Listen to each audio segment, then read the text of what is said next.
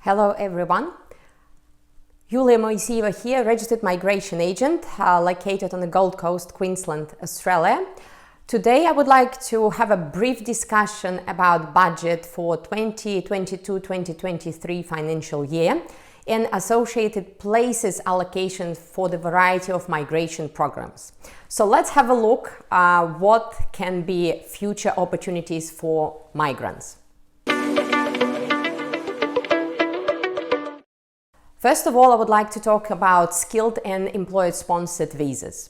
Overall, department allocated more places for next financial year for these visas. It is good news, specifically for those who are aiming for 189 visas, independent skilled visas based on points, because department is expecting to have more places allocated for this program.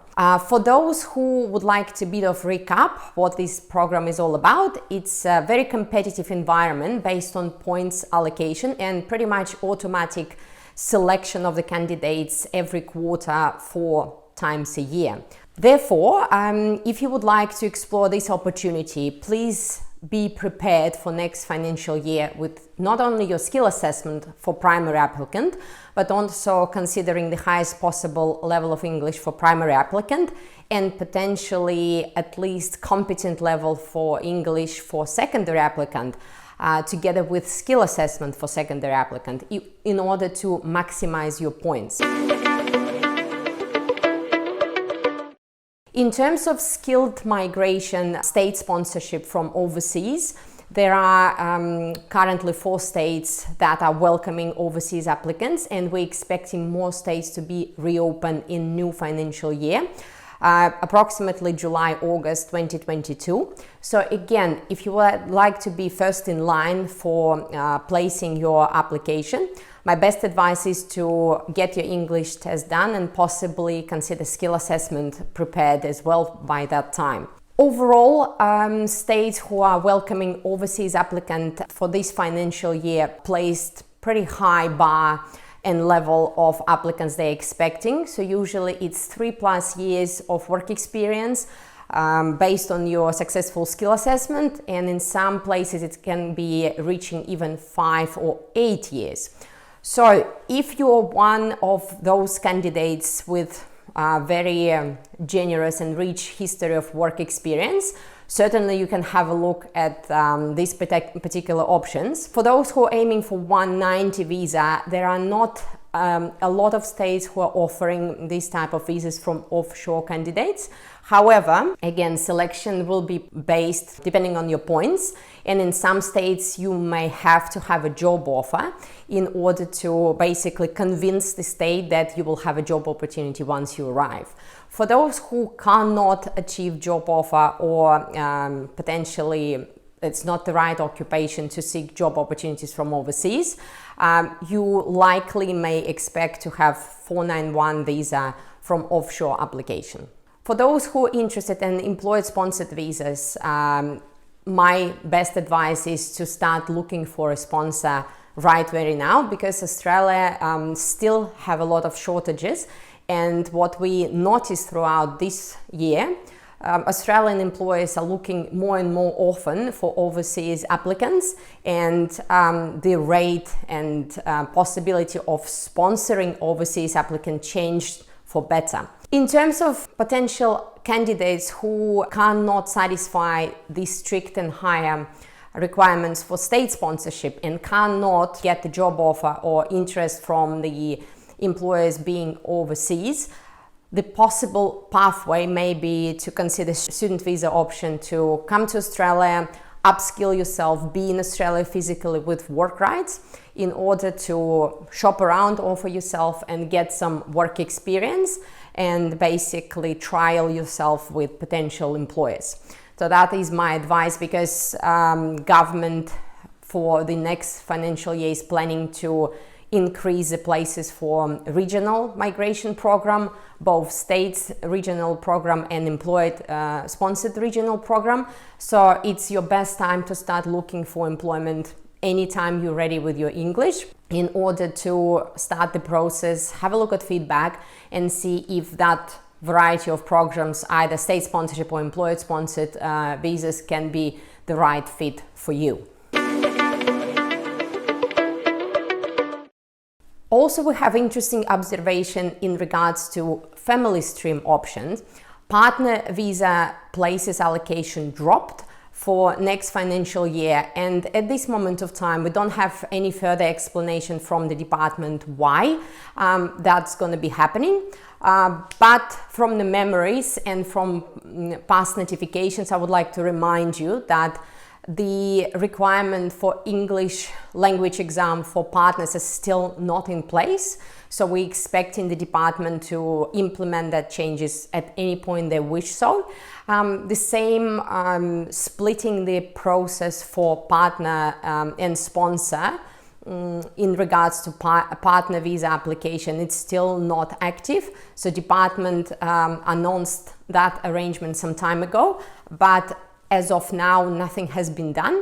So again, for those who are aiming for this program, my best advice is just to lodge your application as soon as you're ready, because we may expect those changes that's been announced some time ago, anytime in next financial year. In regards to business visas and global talent visa, we will expect some drop in places for next financial year.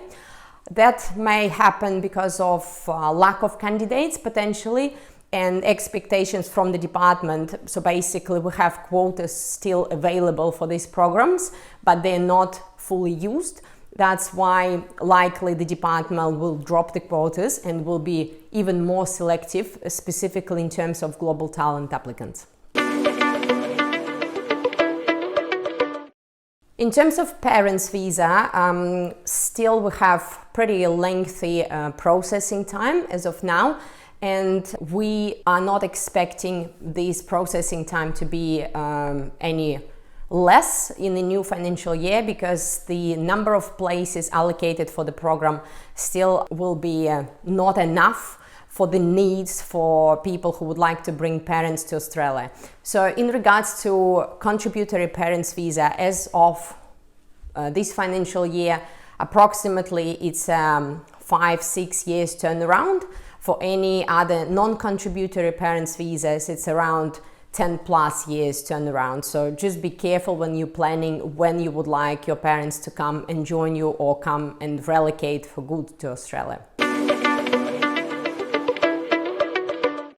In regards to humanitarian program, the amount of places were allocated to that particular program, including the places for Ukrainian nationals. Australia will continue to support Ukrainian nationals throughout next financial year as well, including any opportunities for prioritizing of any ongoing or new applications that are going to be lodged in new financial year, including humanitarian stream. So as of today, the potential steps the Ukrainian nationals can take who would like to relocate to Australia temporarily will be visitor visa subclass 600 in order to come to Australia, and then with the potential to convert this visa into humanitarian stream while in Australia. As of now, we have the information about humanitarian stream that it's gonna be for up to 3 years, and applicants will not be able to leave Australia and re-enter on those visas.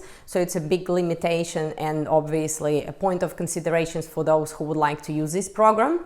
Again, as of today, department did not establish any certainty whether the humanitarian stream will have any certain pathway to permanent residency or not. So my best advice to those who are coming and using humanitarian program now would be to work on your English, get the consultation in regards to your further options under any other potential streams apart from humanitarian stream, and potentially build your case while you staying in Australia and having this 3 years window in order to go through skilled migration, employer sponsor, parents visa, partner visa, etc. As of today, humanitarian visa will not allow applicants to apply for any other visa being onshore without any specific permission from the department.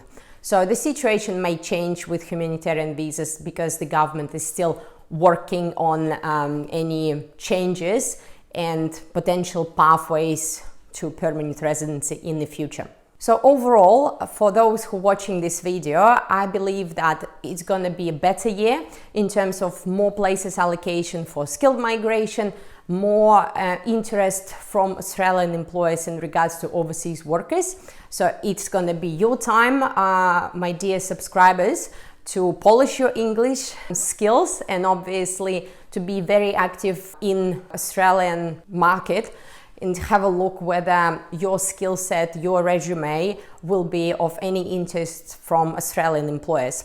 So because immigration is not getting any easier and changes are constantly happening, my best advice once you're ready with your English test would be to consider consultation with myself, if you like, to explore all potential options for your migration and plan for the future.